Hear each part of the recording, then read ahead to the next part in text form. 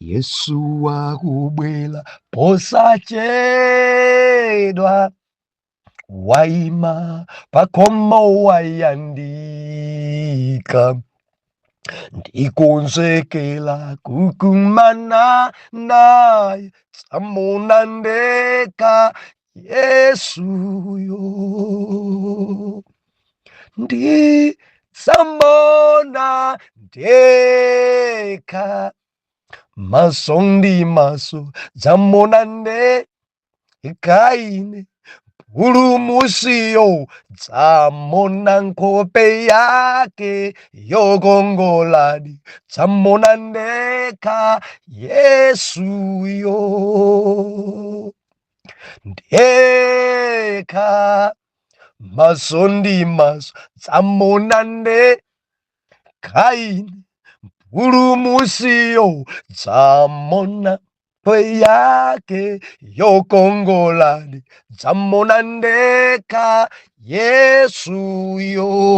Yesuyo. Ndiulandireni okondedwa omvera konse kumene muli. Heneleke Ichale, mtumiki wanu believer, lero pa 17 February 2025, movie wachiponyeponye, subtopiki kusuzumira. Tikuwerenga buku la Yohani chapter number 20 verse number 1. Mawu otsogolera, Yesu auka kwa akufa. Verse 1. Koma tsiku loyamba la Sabata, anadza Mariya wa Magadala mamawa, kusanayambe kucha, kumanda, napenya mwala wochotsedwa kumanda. Pomwepo anathamanga nadza kwa Simoni Petro ndi kwa wophunzira wina amene Yesu anamkonda, nanena nawo, anachotsa Ambuye kumanda, ndipo sitidziwa kumene anamuyika Iye.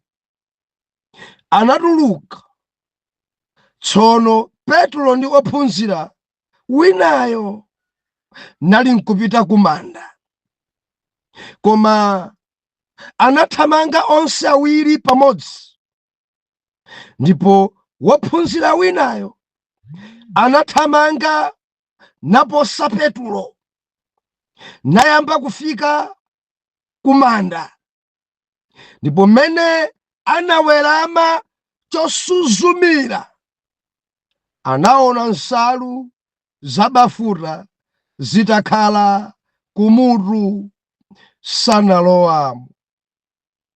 Pamenepo anadzanso Simoni Petro, ali nkutsata Iye, nalowa m'manda, ndipo anaona nsalu zabafuta zitakhala. Atate, m'dzina la Yesu, ndinu Mulungu wamkulukulu na malenga mwini chilichonse. Zikomo chifukwa chakutikomeranso mtima, zikomo chifukwa chakuwerengedwa kwa mawu.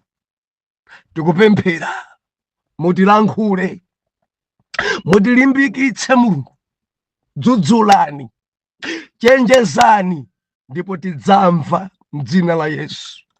Amen.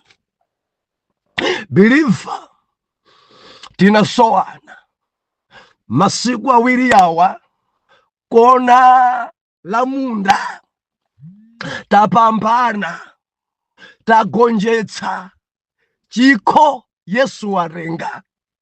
Believer, pate yachitika, mioyo ingapo yasamuka mufumu wa ndima nkubwera mufumu wa kuunika. Mioyo yambiri yalimbikitsika ena anafoka, ena nkubwerera mbuyo chifukwa cha nsautso. Msonkhano umenewu Mulungu alimbikitsa, Mulungu wadalitsa, Mulungu wachilitsa. Biliva tapambana. Endi dzataka zimenezi chifukwa cha ana Mulungu amene munalipa maondo, ena munabwera mapiri, ena nkusala kudya, ena mwangotipembedzera, ena mwatifunira zabwino pa ulendo umenewu. Tonse mwagwirana manja, tinali ndi msonkhano wabwino kwambiri. Endi musayiwale kuti ni nthawi ya mvula. Tinapemphera kwa Ambuye kuti chonde mutilemekeze, malo amene tikukapangira msonkhano mutilemekeze. Biliva Mulungu si munthuwi. Tiupembedza Mulungu amene nthawi zonse amakhala saidi ya ana ake. Masiku onsewo kuyambira Friday tinanyamuka kuno. Tsiku limene mvula madera ena adagwa yochuluka, mvula dzadza mitsinje. Moti anthu ena amene tinkayembekezera kuti abwere Friday sanabwere Friday, mvula inagwa mitsinje kwatsekereza. Mamwa achimvula ndikuyamba mamawa kugwa mpaka na masana. Anthu ena amafika usiku madzulo a Saturday. Pamalo a msonkhano mudzi umenewo kwangobwera shawazi. Osati yonyowesa munthu kumamawa kuchoti mwina fumbi satizunze. Kungochita zi. Haleluya. Mvula kumangomva kuti ikugwa mwina kuchoka pamene pakufika mbali nayo alanto mwina 7 to 8 kilometers. Bwanja chimvula chili kumadzimbimbi. Mbali chimvula chiopsa madzimbimbi. Mbali kungotizungulira. Mulungu kungolemekeza malo a msonkhano okhawo. Mudzi muja kwa matenga mbiri chakumagomero pachati ni magomero onso kuno kuchikwawa kuno. Kungozungulira pamenepo pokha basi kuti pano anangawa ndifuna ndalemekeze mvula isagwe chifukwa malo ogona, malo okhala akhoza vuta. Mukamayang'ana ku status kunali anthu ambiri, anthu amene ajawo ankagona pompo, ena muzinyumba, koma kuti ikadati yagwa kwambiri ndikuti ana Mulungu akadasautsika. Bilifa tikupembedza Mulungu amene tikapemphera amamva. Endi pemphero lanu intercessor Mulungu atilemekeza. Tikumaliza dzulo kungomaliza msonkhano, ife kunyamuka kutulukako mwana Mulungu kwagwa chimvula chopya. Moti timafika ife mbangula kunsanje kuno, mvula yokha madzi mbe. Ndi Yawe amene ife timulemekeza. Chikho watenga Yesu, chikho chija watenga Yesu, mamuna Yesu wapambana. Chikho watenga Yesu, kumwamba kumakhala chisangalalo chifukwa cha moyo umodzi umene watembenuka mtima. Angelo pamodzi ndi Atate, ine ndili nako kutsimikizika mtima chifukwa cha msonkhano umenewu. Kumwamba kwachitika pate. Kumwamba kwachitika pate. Ambuye alandire ulemu kwambiri chifukwa cha msonkhano umenewu. Biliva tinasiyana ife sabata yatha pompa nkora pakukwangula khalidwe la Chikhristu. Endi takhalapo kwa masiku 2 weeks. Khalidwe la ana Mulungu amakhala bwanji opemphera, makhada ongorani. Khalidwe Biliva tidzisiyana, tisamafane nawo ana adyabu. Machitidwe athu dzikhala paderadera. Khalidwe ndebomba nkora sabata yatha timanena kuti dzikavuta thawa. Ukadzona kuti nkhani imene ikupitayi, mene palili pano ndikangopusa pano dzisokonekera thawa. Endi kuthawa sikupusa, sikumbwambwana, koma kupulumusa moyo. Chifukwa Davide ananthawa Sauli, adathawira kwa Filisiti, ndipo adachita kunenetsa, akamva Sauli akhala kakasi. Ndati malimbikisana sabata yatha udzithawira kumalo kumene ukudziwa kuti mdani wakoyo akamva adzikhala kakasi. Koma ukamathawira kwa munthu amene mphamvu alibe, adzakupeza konkodani, adzakumenya iwe, kumenyanso amene wathawirawo. Nonso kukumbutsani, kukulikitani, kukusani muli thapya. uthawire kwa Yesu basi. Ambuye Yesu ali wakhanga kumwamba kudalankhula, Joseph utenge mkazi ndipo muthawire ku Igupto. Ende adathawa kunthawa Herode. Biliva thawa ndikuti udzithawa kuthamanga onga Joseph ali kwa Potifara. Adaona mkazi wa Potifara maswalipyu chinzimu chachikolo chitangwira mtumiki wa Mulungu Joseph wa maloto adathawa. Uli ndi loto thawa, ngati pakuchitika phada thawa. Uli ndi loto thawa, usamulole mkazi wa Potifara. Uli ndi loto thawa, usalole abwana dzikugwiragwira. Uli ndi loto thawa, usamapange phada. Uli ndi loto thawa, onga Davide, onga Joseph, thawa upulumutse moyo. Masanga kwambiri wiki ino tikuitsegulira ponena kuti kusuzumira.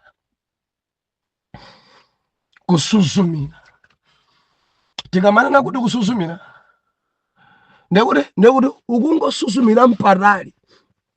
Lese ufuna kuti ulowe nyumba, koma nyumba moyo sudafune kuti ulowemo.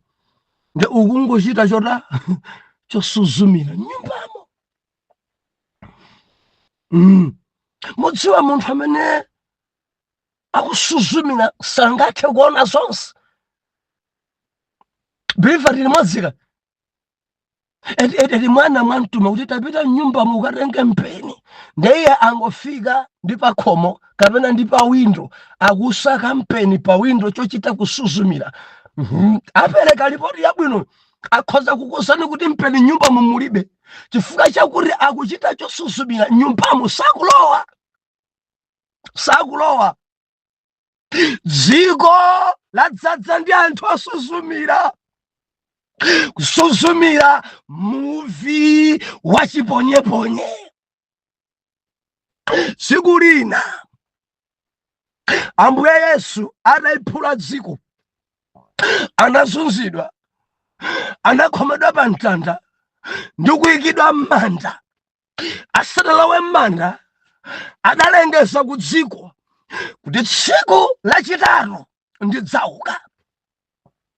Dziko linadziwa, wophunzira adawuzidwa, koma pa umunthu amafika ona kuti izi zinzosachitika. Biliva tamvera, adatenga mtembo wa Yesu nkupita kawika kumanda, akuti tsiku loyamba la Sabata Mariya wa Magadala adalawirira kumanda. Mabuku ena amanena kuti adali ndi zodzodza mafuta onunkhira. Nawo ndiupita ndifuna kuti ndikadzodze mtembo wa Yesu. Mariya alawirira. Mariya saupeza bwino, no, ndipite kumanda. Ambuye wanga ikidwa kumanda, ndipite kumanda. Endi tsiku limene dapitayo ndi tsiku loti Ambuye Yesu sapezekamo m'mandamo. Ambuye Yesu ndi tsiku lodzuka. Ndatafika kumanda kuja, anadabwa mzimayi. Choyamba chimene adadabwa, anapeza mwala wakunkhunizidwa. Mariya adadabwa kuona nsalu za mafuta. Mariya adadabwa akuti sadachede kubwerera ali paliwiro, ndipo atabwerera adapeza ophunzira a Yesu awiri. Buku betawerenga kuti Simoni Petro komanso ophunzira amene Yesu ankankonda kwambiri. Ena funso nkumati ndi ndani ameneyi? Buku la Yohane mukawerenga paliponse kuti wophunzira amene Yesu ankankonda kwambiri, wophunzira amene Yesu ankankonda kwambiri. Pamenepo akukamba za iye mwini, ndikuti ndi Yohane mwana wa Zebedayo. Yohane uja amene adalemba buku la chivumbuluso. Yohane amene timadziwa kuti adamwalira wachitoboledwa maso. Ndi Yohane amene uja amene adalemba mabuku okwanira 5. Ngati mumawerenga adalemba Uthenga Wabwino alemba ndi Yohane. Buku la chivumbuluso Yohane. Ndadalembanso makalata 3, Yohane 1, Yohani 2 kudzabwera 3 Yohani mati 1 Yohani 2 Yohani 3 Yohani adalemba mkulu wake ndi amene nde akamalemba mbuku makamaka iyi ya uthenga wabwino amanena kuti wophunzira amene Yesu ankamkonda kwambiri ndi akunena za iye mwini.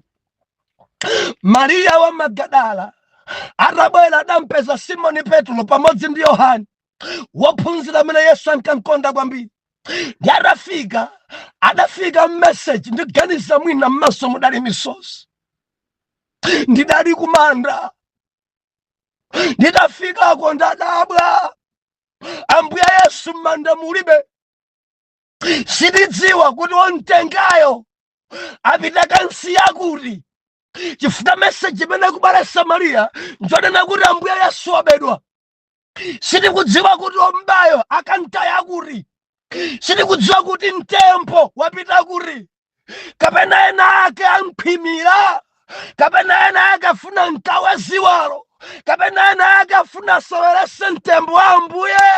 Bible ikunena kuti aramva Simoni Petro ndi ophunzira amene Yesu ankamkonda akuti adasiya china chilichonse, amuna wadayamba liwiro yothamanga kumanda. Biliva padali kuthamanga, padali liwiro, padali kuthamanga. Petro ndi Yohani padali kuthamanga. Bible ikunena kuti wophunzira amene Yesu ankamkonda kwambiri adathamanga kupambana Simoni Petro.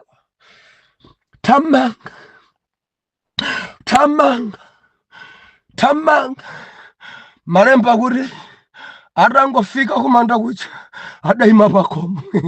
Oh, haleluya!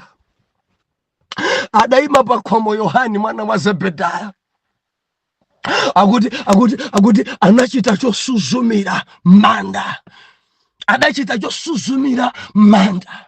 Bible nakuti arasuzumira adaona ziwiri adaona dzochepa, adangochita chosuzumira mbale wothamanga koma sadalowe m'manda, nyamata waliwiro koma sadalowe m'manda, nyamata wachangu koma sadalowe m'manda, nyamata wochichilika koma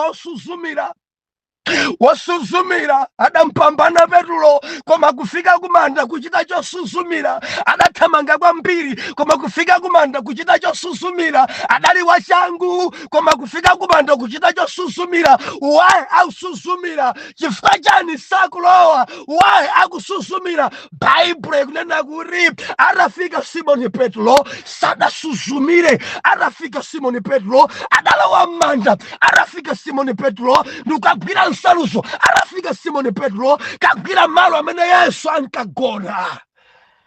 Haleluya! Kusuzumira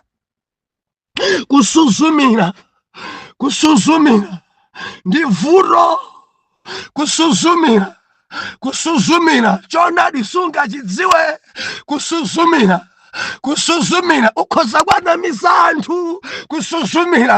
Kusuzumira unena chonadi chanji. Kusuzumira pilifa tufunika kulowa. Ana Mulungu ndilisephwerere tilowe dziko langa ladzaza ndi Akhristu ambiri wasuzumira sadziwa kanthu bi, wasuzumira alibe chonadi chonse, wasuzumira amadziwa hafu za Yesu, wasuzumira amakhala amantha, wasuzumira ndi amene amakhoza kwanamiza anthu kudziko. Sinimadabwa ena akafotokoza za Yesu amanena zawo tatambwali tachangu inde koma sitidalowe m'manda tosuzumira. Muvi wachiponyeponye Biliva, muvi upanyedwe saidi imene ndinako kusimikizika mtima kuti ukuwawa ndipempheile. Mwitaneni Jesus kuti apolese mabala.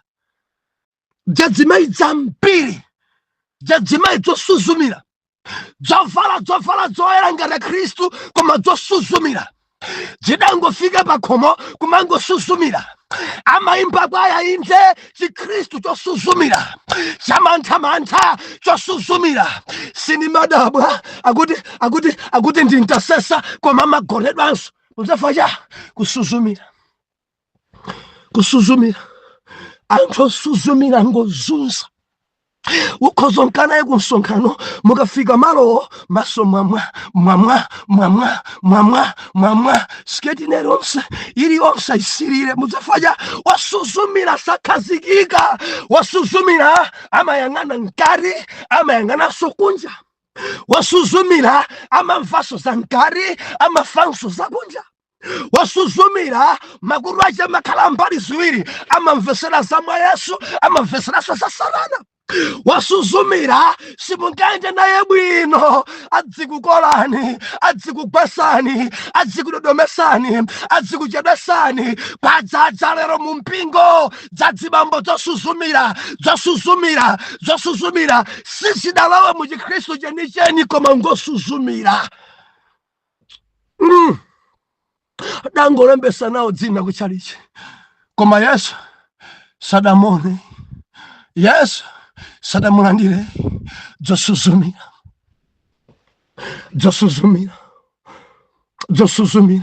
Chikhristu chosuzumira nchowawa wasuzumira amapanga lero za Yesu wasuzumira mawa mudzadabwa naye akupangaso za Satana wasuzumira amaoneka lero hole wasuzumira mudzadabwa naye after 3 days akuonekanso machidwe achadziwanda wasuzumira nthawi inakuoneka ngati ngelo nthawi inakuoneka ngati fisi wasuzumira nthawi inakuoneka ngati abona adazisiya zakale after mwezi umodzi mudzadabwa kumuyang'ananso ali muzithaphwi wasuzumira padzadza mukwaya osuzumira ampira kuimba kwaya lero osuzumira padzadza mu mpingo lero anthu apasidwa maudindo koma osuzumira sakudziwa zonse koma ngosuzumira sakudziwa za Yesu ngosuzumira mu Chikhristu sadalowemo adangosuzumira ku Chikhristuko mukamaona ena sakulimba mtima ngosuzumira mukamaona ena sakudzichepesa ngosuzumira biliva ngosuzumira mukamaona ena sakudya ndi ena musamadabwe ngosuzumira osuzumira samapatsa mukamaona ena kuuma mtima gwa musamadabwe ngosuzumira sadalowetsetse mu Chikhristu adangosuzumira mu Chikhristu sadalowesa thupi lawo moyo wawo ndi maganizo awo kwa Yesu kuregu iwowa ali kusuzumira ndekuti zapanja akuona zankariso akuona zapanja akumvetsera zankariso akumvetsera endi zotsatira zake zimene akuona kwenikweni bwinobwino zapanjazi zamwa Yesu zisakuziona dere akuchita chosuzumira sakuona kuti kodi mu Chikhristu amachita bwanji anthu ankati akutani sakuona angochita chosuzumira moti amadalisika kwambiri ndi ntchito zapanja pa Chikhristu koposa ntchito za nkari mwa Chikhristu ndikulankhula ndi wina kundivomereza busa ndine mmodzi wosuzumira talowa uone chifundo chimene amachita anthu ankati talowa uone kudzipereka kumene amachita anthu ankati talowa uone kukana tchimo kumene amachita anthu ankati talowa uone kulimba mtima kwa ana Mulungu ankati talowa uone kudzipereka kwa ana yawe talowa uone kupemphera ndi kusala kudya kwa ana Mulungu talowa ukakhala banja kusala kudya kudzakuvura wasuzumira intercession idzakuvura wasuzumira kusamala masiye kudzakuvura wasuzumira kukhala ndi mkazi mmodzi kudzakuvura wasuzumira kukhazikika pabanja kudzakuvura ankari amakhazikika amakhorera ni mkazi wawo mmodzi amanena amen ni mamuna wawo nkati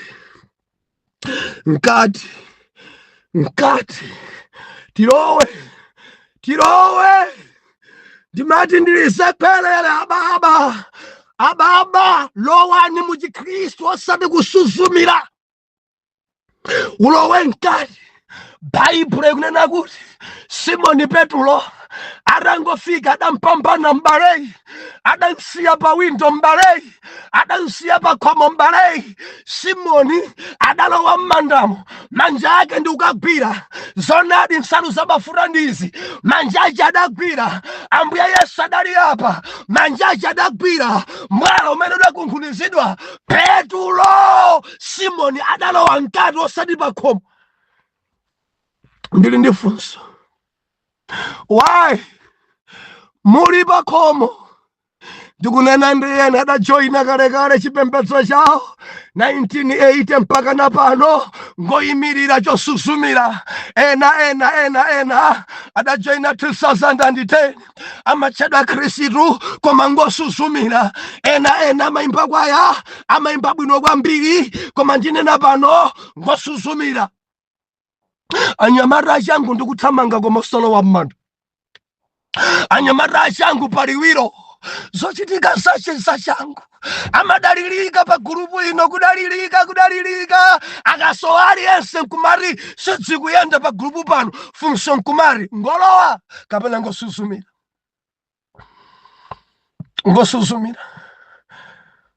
Ndi asekretari angati pa gurupu yathu ino amene adalowa ndi muchikhristu?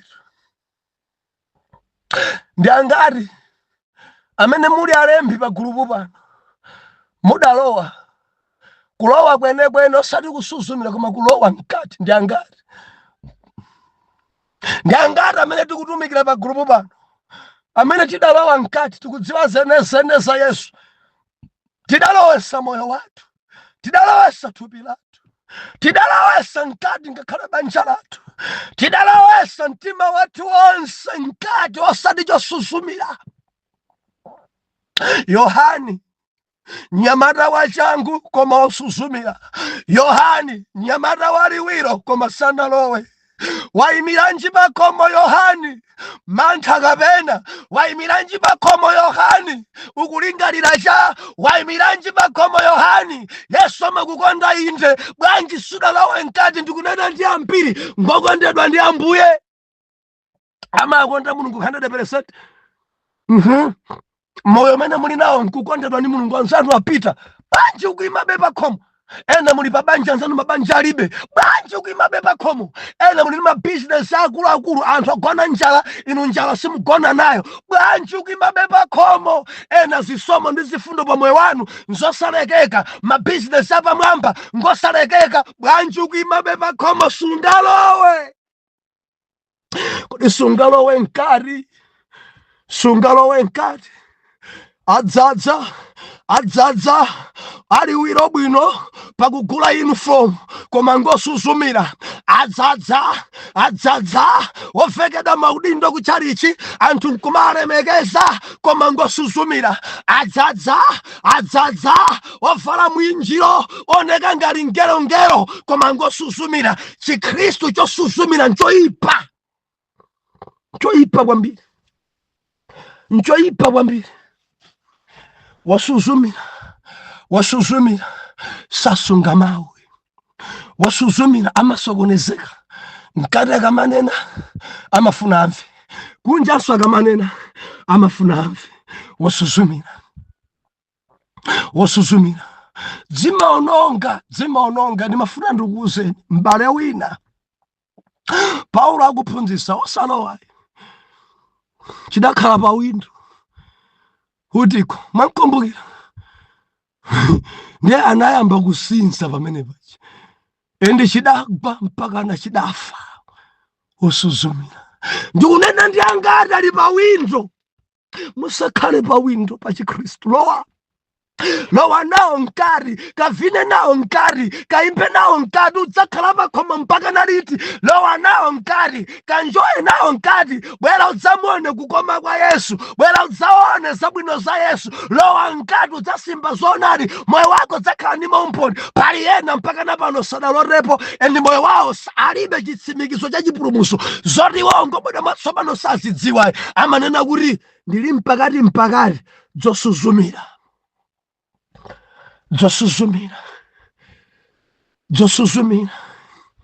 akhoza khala wachangu machitidwe kuthamanga kwambiri koma osuzumira. Ambuye akufuna anthu olowa achangu pakulowa, achangu kulowa mkati. Ndikumemena namu lowani, mumuone Yesu mkati, lowani mkatimu. Ndikuti mulowe mkati, musasuzumire, mulowe muchikristu chenicheni, osati kusuzumira muchikristu ayi. Mudziwe kodi Mkhristu amayenda bwanji, mudziwe amachita bwanji na Mulungu, mudziwe zoyenera kuchita ndi ziti, zosayenera ndi ziti. Lowa mkati. Koma chosuzumira siudziwa kanthu bi, chosuzumira upereka ripoti yonama, chosuzumira mafunso onse suyankha, udziyankha za mmutu mwako. Ndi angati amene akundivomereza abusa, ine ndi mmodzi osuzumira. Ena kunena kuti tilipo ambiri kumpingo kwathu koma ochuluka ngosuzumira, ende sizimadabwisa. Mbiri zawo nzoyipa, osuzumira. Sizimadabwisa. Mamuna wa mwini samaopa, osuzumira. Sizimadabwisa. Chinyengo nchodzala pa iwo, osuzumira. Sizimadabwisa. Mzimu wa chilakolako wa mbuzi uli pa iwo, osuzumira. Sizimadabwisa. Ndikuti lowa usakhala chosuzumira. Mondilondole mmawa. Atate, mwana wanu imbali wiro amachita zinthu bwino, ndikupemphera munthandize alowe mkati, asachite chosuzumira.